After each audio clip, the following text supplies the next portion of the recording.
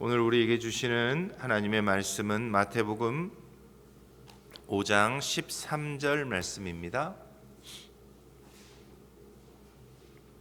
마태복음 5장 13절 말씀, 우리 다 함께 한 목소리로 읽겠습니다. 살아계신 하나님의 말씀입니다. 너희는 세상의 소금이니 소금이 만일 그 맛을 잃으면 무엇으로 짜게 하리요? 후에는 아무 쓸데없어 다만 밖에 버려져 사람에게 밟힐 뿐이니라. 아멘. 자, 요즘은 현금을 많이 쓰지 않습니다만 이전에 우리나라에 현금을 많이 쓰던 시대를 생각해 보면 참 각종 지폐들이 다양한 모습으로 아주 흉측하게 망가져 있는 것들을 보신 적이 있을 겁니다. 어떤 사람들은 찢어진 지폐를 테이프로 붙여서 쓰는 사람도 있고, 어떤 사람은 그 위에 막 낙서를 해서 전화번호, 사람 이름, 이런 것들이 막 쓰여져 있던 지폐를 보신 적이 있을 겁니다. 이처럼 빳빳한 지폐가 아니라 각종 모습으로 조금씩 다 훼손되고 찢어지고 때로는 구겨지고 이런 지폐라 할지라도 그 지폐의 가치가 변하는 것을 보신 적이 있습니까? 거의 없죠. 왜냐하면 그 지폐의 가치는 우리가 형체를 알아볼 수 없을 만큼 많이 망가져 있더라 하더라도 국가가 보증한 그 가치만큼을 항상 인정받기 때문입니다. 오늘 예수님께서는 세상이라는 거친 풍파에 치여서 마음이 구겨지고 죄의 오물로 인해 스스로를 참 초라하다고 느끼는 제자들을 향해 아주 놀라운 선언을 하고 계십니다. 너희는 세상의 소금이다. 이 말씀은 너희가 노력하면 언젠간 소금이 될 거야, 이런 의미가 아닙니다. 혹은 착하게 살면 내가 너희를 세상의 소금처럼 여겨줄게, 이런 말씀도 아닌 거죠. 주님은 우리의 형편이나 우리의 처지나 우리의 상태나 이 모든 것과 상관없이 한마디로 말씀하십니다. 너희는 세상의 소금이다. 우리에게는 변하지 않는 하나님이 주신 가치가 있는데 그 가치는 세상의 소금이라는 가치라는 겁니다. 세상은 끊임없이 우리에게 무엇을 행하느냐에 따라 가치를 매기려고 합니다. 돈을 많이 벌어야, 흔히 세상이 말하는 성공을 해야, 혹은 세상을 유익하게 하는 놀라운 업적을 남겨야만 가치 있는 존재가 된다고 말하고 있습니다. 그러나 하나님은 우리가 무엇을 행하기도 이전에, 아니 우리가 아무것도 행할 수 없는 스스로가 참 초라하고 보잘것없다고 느끼는 그 순간에도 이미 하나님께서는 우리를 창조하실 때 가치 있는 존재로 창조하셨음을 말씀하고 있습니다. 주님은 그래서 우리가 무엇인가를 하기 전에 이미 우리에게 너희는 세상의 소금이라고 말씀하셨습니다. 예수님께서는 지금 갓 예수님을 따라오기 시작한 제자들을 산 위로 부르셨습니다. 그리고 그곳에서 천국 백성은 어떻게 살아야 하는지를 이미 앞에 팔복을 통해서 충분히 말씀하셨습니다. 그리고 나서 이제 그 팔복을 통해서 천국 백성으로 살아가게 된 그 제자들이 세상 가운데 어떤 가치를 가지고 있는지를 오늘 본문 말씀을 통해서 분명하게 선포해 주고 계십니다.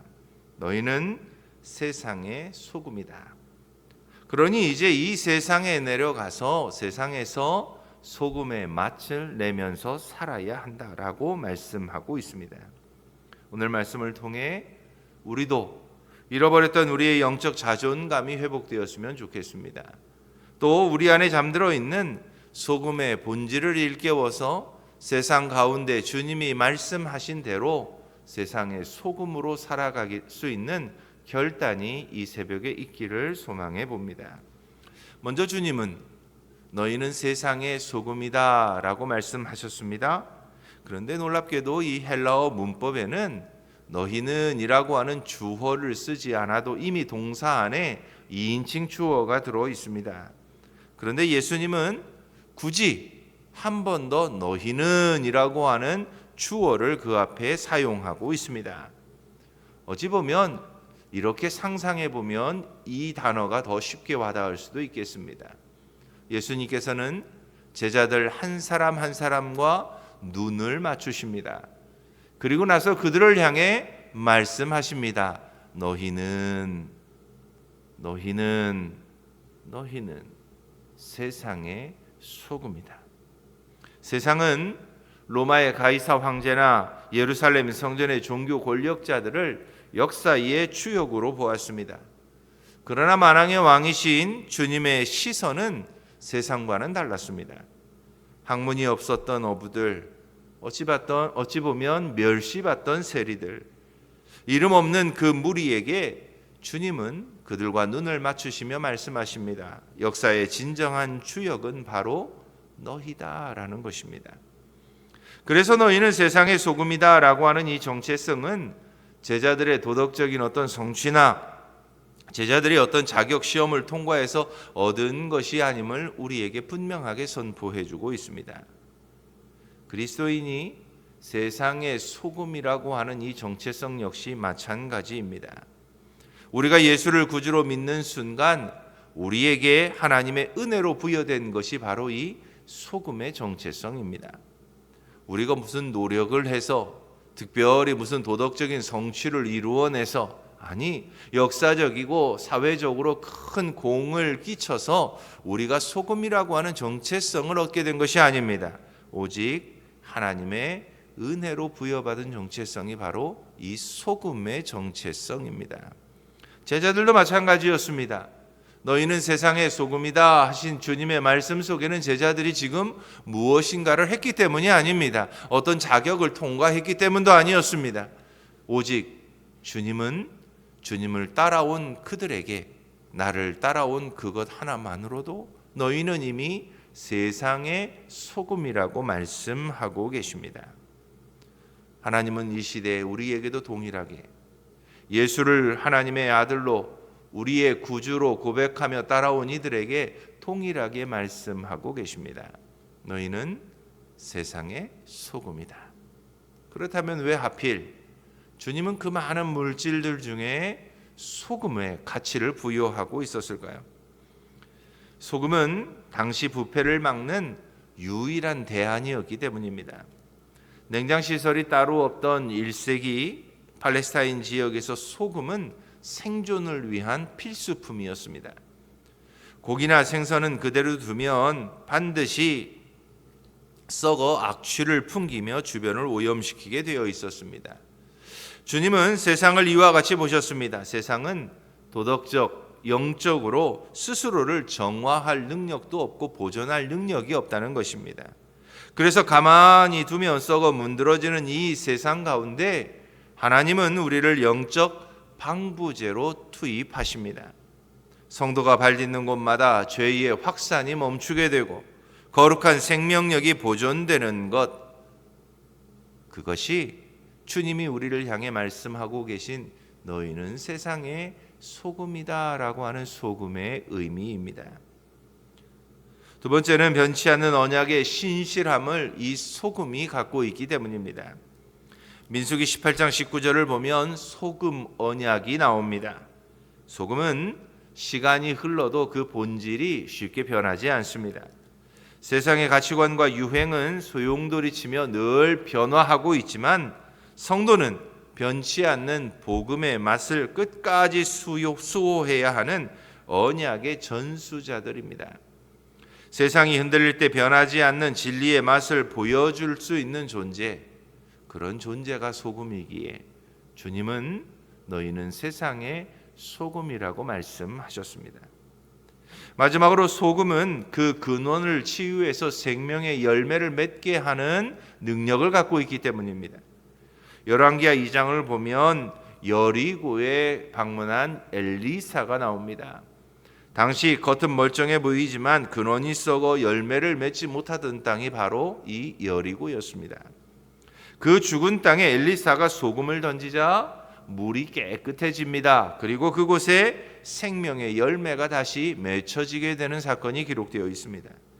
세상의 교육이나 정치는 가지를 칠 뿐 근원을 고쳐내지는 못합니다. 오직 소금이 된 성도가 가정과 사회의 근원에 들어가 녹아질 때에만 이 세상은 비로소 생명의 열매를 맺을 수 있는 생명의 땅으로 바뀔 수 있습니다. 그래서 주님은 너희는 세상의 소금이라고 말씀하셨습니다.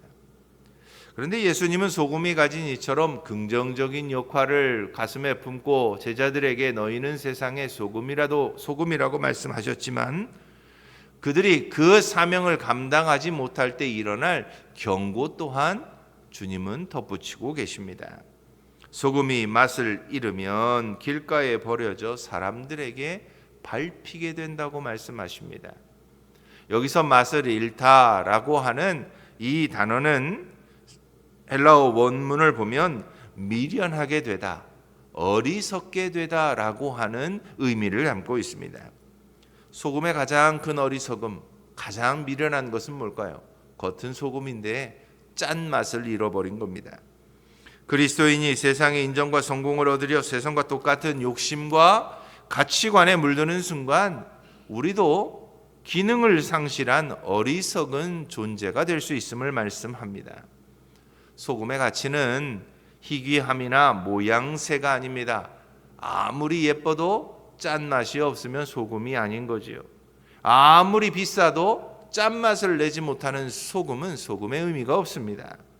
세상과 구별된 거룩을 잃어버린 성도는 그래서 세상으로부터 존경을 받는 것이 아니라 조롱과 멸시의 대상이 되고 결국은 짓밟히게 될 수밖에 없음을 이 주님은 말씀하고 있습니다. 소금은 예쁜 포장지 안에 혹은 예쁜 그릇에 담겨 있을 땐 아무런 능력이 없습니다. 소금은 형체 없이 녹아 음식 속에 스며들어야 비로소 그 맛을 냅니다. 우리의 거룩함 역시 마찬가지입니다. 교회 안에서의 모양새만으로는 결코 우리의 거룩함은 증명되지 않습니다. 우리의 거룩은 우리가 매일 숨쉬는 삶의 한복판에서 증명되어야 합니다. 내가 죽어 타인을 살리고 나의 권리를 포기하여 공의를 세우는 삶의 현장이 그래서 주님이 말씀하시는 맛을 내야 하는 자리입니다. 이제 우리는 각자의 삶의 자리인 직장과 가정 그리고 사회라고 하는 음식 속으로 기꺼이 녹아 들어가야만 하는 것입니다. 그런 점에서 우리가 매일 마주하는 직장은 단순한 우리의 생계 수단이 아닙니다. 하나님께서 우리를 파송하신 소금의 맛을 내야 하는 현장입니다. 사도 바울이 골로새 교회에 준 교훈은 일터에서 소금의 맛을 내는 구체적인 지침을 담고 있습니다. 종들아, 모든 일에 육신의 상전들에게 순종하되 사람을 기쁘게 하는 자와 같이 눈가림만 하지 말고 오직 주를 두려워하여 성실한 마음으로 하라. 바울은 눈가림을 경계합니다. 눈가림이란 사람들의 시선이 있을 때만 열심히 하고 보이지 않을 때에는 적당히 타협하는 태도입니다. 소금이 보이지 않는 곳에서 조용히 녹아 있을 때 제 역할을 하듯 성도는 아무도 보지 않는 순간에도 하나님을 두려워하는 마음으로 자신에게 맡겨진 일을 해야 합니다. 모두가 요령을 피울 때 묵묵히 자리를 지키는 성실함은 부패한 조직 가운데에서 정직이라는 짠맛을 내게 됩니다. 그래서 이런 소금과 같은 삶을 위해 성경은 우리의 상사가 누구든 궁극적 업무의 대상을 사람이 아닌 주님으로 바꾸라고 말씀하고 있습니다. 까다로운 상사나 무례한 고객을 대할 때도 그 배후에 계신 주님을 바라보며 행하라는 것입니다. 우리가 주께 하듯 우리에게 맡겨진 일을 감당할 때 노동은 단순한 작업을 넘어서 하나님께 드리는 삶의 예배가 됩니다. 삭막한 일터의 분위기를 바꾸고 깨어진 관계를 회복시키는 화평의 소금이 되어 그 역할을 감당하게 됩니다. 오늘 우리의 일터가 하나님 앞에 드려질 수 있는 거룩한 제단이 되기를 축복합니다. 우리가 주께 하듯 드리는 정직한 노동과 우리의 성실한 태도가 부패해가는 일터 속에 하나님 나라의 맛을 스며들게 하는 거룩한 소금이 될 것입니다. 또한 우리의 가정은 우리가 가장 편안히 느끼는 곳이기도 하지만 동시에 소금의 맛을 가장 쉽게 잃어버릴 수 있는 자리이기도 합니다. 그래서 바울은 에베소서 5장 22절로 25절에서 각 구성원이 어떻게 소금의 역할을 감당해야 하는지를 말씀해주고 있습니다. 아내들이여 자기 남편에게 복종하기를 주께 하듯 하라. 편들아 아내 사랑하기를 그리스도께서 교회를 사랑하시고 그 교회를 위하여 자신을 주심같이 하라. 소금이 음식에 스며들기 위해 자신을 녹이듯 가정에서의 소금의 역할은 자기 부인에서부터 시작됩니다. 남편은 그리스도께서 교회를 위해 자신을 내어주신 것처럼 아내를 사랑해야 합니다. 아내는 주께 하듯 남편에게 복종해야 합니다. 이것은 권력 싸움이 아니라 누가 먼저 소금처럼 녹아져서 상대를 세울 것이냐의 문제입니다. 내가 죽고 상대가 존중받을 때 이기심으로 부패하기 쉬운 우리의 가정은 그리스도의 사랑이 감도는 천국의 맛으로 바뀔 수 있습니다. 또한 부모는 가정의 신앙 전수자이자 소금의 파수꾼이기도 합니다. 그래서 바울은 자녀를 노엽게 하지 말고 주의 교훈과 훈계로 양육하라고 권면합니다. 그래서 부모의 권위로 자녀를 함부로 대하는 것은 소금이 그 맛을 잃은 것과 같습니다. 말씀이라는 짠맛은 유지하되 그것을 전하는 태도는 온유해야 합니다. 부모의 삶에서 배어나오는 인격과 신앙의 맛이 자녀의 영혼 속에 스며들 때 비로소 우리의 자녀는 세상의 유혹에서도 부패하지 않는 믿음의 사람들로 자라갈 수 있기 때문입니다. 특히 가정의 영적 온도를 결정하는 가장 중요한 요소는 언어입니다. 바울은 너희 말을 항상 은혜 가운데서 소금으로 맛을 냄과 같이 하라고 권면합니다. 가족 간에 쉽게 내뱉는 비난, 무시, 짜증은 가정의 행복을 썩게 만듭니다. 반면 격려와 감사, 축복의 말은 상처난 마음을 치료할 수 있는 회복의 은혜가 됩니다. 비난 대신 감사의 소금을 치고 분노가 치밀 때에 온유의 소금을 치십시오. 여러분의 입술에서 나가는 소금 쳐진 그 한마디는 지옥 같던 가정을 천국으로 바꿀 수 있는 시작이 될 수 있습니다. 이처럼 우리의 가정은 소금된 우리가 가장 먼저 녹아져야 할 제단입니다. 내가 먼저 죽고 내가 먼저 섬기고 먼저 은혜의 말을 시작할 때 우리의 가정은 하나님의 언약이 살아 숨쉬는 소금 언약이 이어지는 가정이 될 것입니다. 밖에서만 거룩한 척하는 소금이 아니라 우리의 안방에서 우리의 거실에서 그 맛을 인정받는 진짜 소금으로서의 삶을 살아내는 우리 성도님들이 다 될 수 있기를 바랍니다. 개인 성도가 일터와 가정의 소금이라면 교회는 이 사회의 부패를 막는 최후의 보루이자 영적인 방부제가 되어야 합니다. 오늘날 교회가 지탄받는 가장 큰 이유는 세상적으로 지식이 부족해서가 아닙니다. 세상과 구별되는 그 맛을 교회가 잃었기 때문입니다. 공동체로서 우리는 어떻게 이 땅에 거룩한 변혁을 일으킬 수 있을까요? 바울은 한마디로 말합니다. 너희는 이 세대를 본받지 말고 오직 마음을 새롭게 함으로 변화를 받아야 한다고 명령합니다.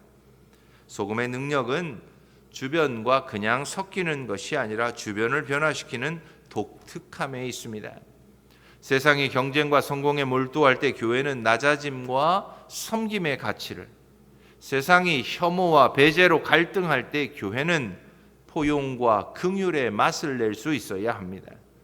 우리가 세상과 다름을 지킬 때 세상을 변화시킬 힘도 교회 안에 생겨나게 됩니다.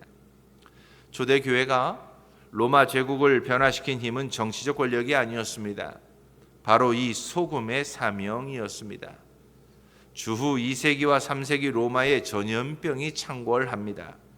수많은 이교도들은 감염을 피하려고 병든 가족들까지 버리고 로마를 벗어나려고 탈출을 시도합니다. 그러나 그리스도인들은 소금처럼 세상의 아픔 속으로 들어가 버려진 병자들을 돌보았습니다. 연고 없는 시신들을 정성껏 거두어 장례를 치루었습니다. 이 구별된 사랑의 맛 앞에서 결국 많은 로마인들이 복음 앞에 무릎을 꿇었습니다. 이것이 소금이 일으킨 세상 가운데서의 거룩한 변화였습니다. 오늘 우리 공동체가 회복해야 할 맛은 무엇입니까? 우리는 세상에서 박수를 받을 만한 세련된 모습이 아닙니다. 세상이 성공을 좇을 때 우리는 기꺼이 낮아짐을 선택하고, 세상이 이기심으로 썩어 들어갈 때 우리는 희생하며 긍휼을 베풀어야 합니다. 이것이 세상이 흉내낼 수 없는 그리스도인들만의 거룩한 짠맛입니다. 우리 교회가 이 사회의 부패를 멈추고 생명의 맛을 낼 수 있는 영적 방부제와 같은 교회가 되기를 소망해 봅니다. 오늘 주님은 우리에게 너희는 세상의 소금이다 라고 말씀하심으로 무거운 짐을 지우신 것이 아닙니다. 오히려 우리 안에 감추어져 있던 보물 같은 가치를 이 말씀을 통해 깨우쳐주고 계십니다. 너희는 이미 세상의 소금이다. 저 광활한 바다가 썩지 않는 비결이 뭔지 아십니까? 바닷물 전체가 소금이기 때문이 아닙니다. 바닷물 속에 녹아있는 단지 3%의 염분 때문입니다. 97%의 물이 3%의 소금을 이길 수 없다고 바다는 우리에게 가르쳐 줍니다. 그러므로 우리의 숫자가 적다고 혹은 내 개인이 가진 능력이 부족하다고 우리는 낙심할 이유가 없습니다.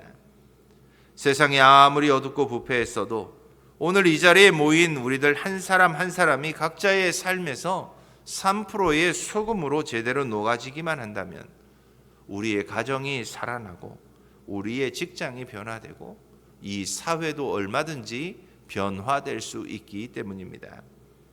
세상이 왜 이토록 문제가 많은가 세상을 탓하지만 마십시오. 대신 주님 앞에 엎드려 이렇게 물어보십시오. 주님, 나는 정말 소금으로 제 맛을 내고 있습니까? 스스로를 돌아보며 맛을 잃은 소금은 아닌지 나를 먼저 점검해 볼 수 있는 우리들 모두가 되었으면 좋겠습니다. 그리고 우리가 소금의 본질을 회복하고 세상 속으로 기꺼이 녹아 들어갈 때 하나님께서는 우리를 통해 이 부패해가는 세상을 정화하시고 하나님의 나라를 계속해서 확장해 가실 것입니다. 이 영광스러운 소금의 사명을 오늘 하루도 잘 감당함으로 이 세상 가운데 맛을 낼 수 있는 우리들 모두가 되기를 주님의 이름으로 축원합니다. 우리 함께 기도하겠습니다. 하나님 감사합니다. 내가 예수를 구주로 영접하는 순간 이미 나는 세상의 소금이었음을 다시 한번 깨닫게 하시니 감사합니다. 이제 그 맛을 내는 소금이 되게 하옵소서. 우리가 발걸음을 딛는 곳 그 어느 곳에서나 영적 방부제가 되어 주님의 은혜가 고르게 펼쳐지게 하여 주시고 우리의 발걸음이 닿는 곳마다 하늘나라의 그 기쁨과 은혜가 흘러갈 수 있는 복의 통로가 다 되게 해 주옵소서. 그래서 어디에 있든지 맛을 내는 소금과도 같은 나를 통해 하나님께서 영광 받아 주시고 이 세상 가운데 하나님의 나라가 든든히 세워지게 하옵소서. 오늘도 우리가 어느 곳에 가든지 주님 동행하시며 우리의 삶의 자리에 힘이 되어 주시고 능력이 되어 주시고 우리를 이끌어 주옵소서. 살아계신 예수님의 이름으로 기도드립니다. 아멘.